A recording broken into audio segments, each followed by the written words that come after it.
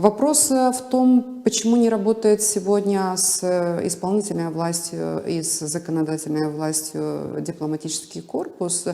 А здесь я больше вижу проблему в гагаузской стороне, на самом деле, потому что даже если дипломатический корпус на первом этапе не готов был работать с избранным Башканом в Гагаузии, то это проблема, конечно, большая, но постепенно эту проблему можно было решать.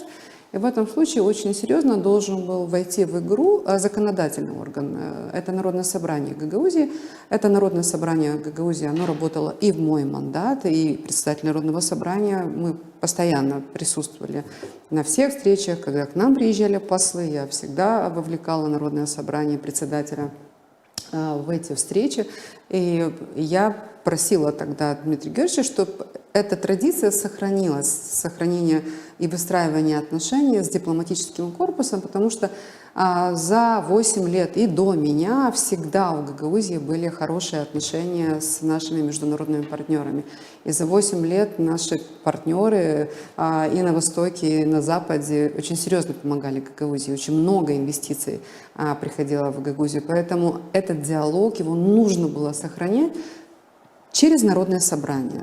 В Народном собрании есть президиум, в Народном собрании есть председатель, есть замы и так далее.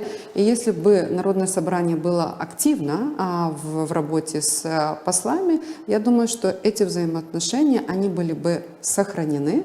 Вот. И с послами, ну, как и с властями, шантажом ты многое не приобретешь, когда начинается, вот если вы нам не сделаете вот это, тогда мы вам не сделаем вот это, а вот если вы не будете с нами разговаривать, тогда мы выходим из группы межпарламентской и так далее. То есть так говорить с дипломатами нельзя. С дипломатами надо постоянно стучать в их дверь, надо постоянно говорить о том, что есть темы, которые хотели бы с ними обсудить.